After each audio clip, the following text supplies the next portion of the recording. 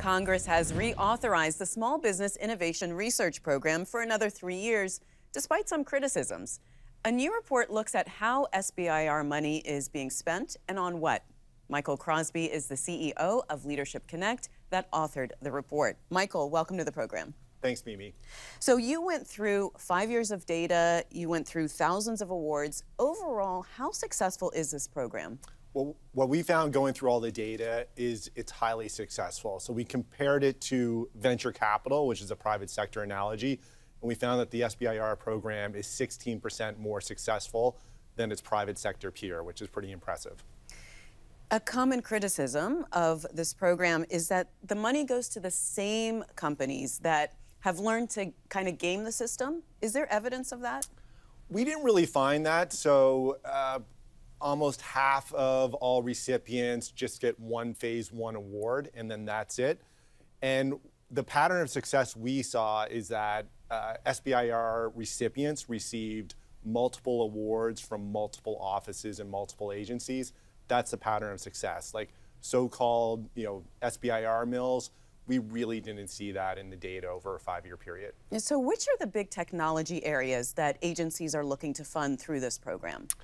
So both the civilian and non-civilian agencies are investing in multiple technologies, but you'll see artificial intelligence, machine learning, SWAP, which is strength, weight, power, cost, as 3 of the main areas that they're investing in.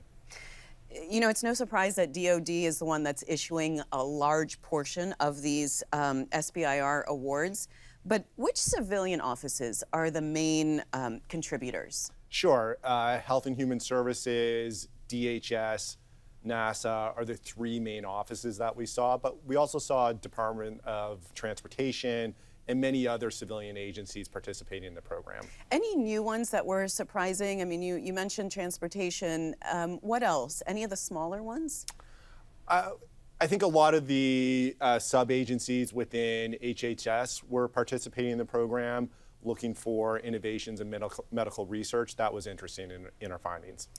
Is there a difference, Michael, between outcomes for civilian offices versus the DoD awards that that participates in SBIR funding? Sure. So we analyzed all of the leaders in the close to 500 offices that participate in the program. So 90% of them have a STEM background, multiple degrees, but one thing that stood out with civilian versus non-civilian agencies is the length of time that those leaders stayed in role. In civilian agencies, it was more than 2.5 times as long. Those agencies tended to have slightly better outcomes than offices with higher turnover. Well, so let's stick with DoD for a minute, because when you talk to each of the military services, they all said they had different approaches to how they go about awarding SBIR funding. What were those different approaches? Did they have different outcomes? So a good example would be the Navy versus the Air Force. So the Navy, their approach is to award a phase 1 with a company that they think they can that will make it all the way to phase 3, versus Air Force is more what they call shots on goal. We'll try a lot of different things and see which ones work. The interesting thing is both of those approaches are highly successful. So both the Air Force and Navy are more successful than the Army in their approach.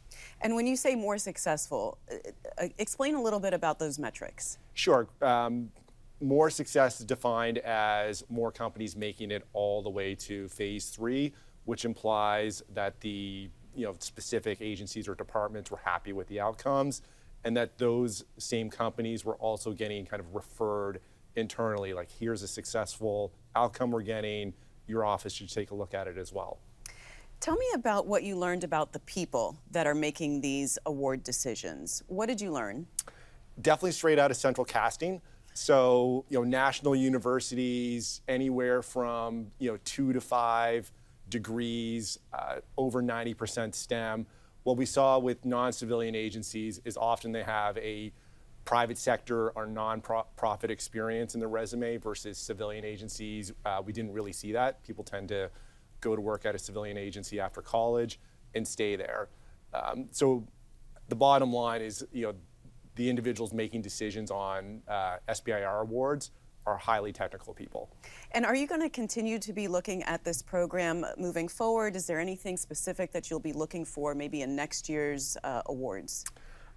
What we're starting to look at is the parallels with the SBIR program and normal tech contracting within DoD and civilian agencies. And we're seeing some of the same patterns emerge with success that we're seeing in the SBIR program. So we'll continue to study that. All right, Michael, nice to talk to you. Thanks so much for being on the program. Thanks so much, Mimi. Thanks for watching. If you enjoyed the video, give it a thumbs up and subscribe to our channel so you don't miss out on any future Government Matters interviews.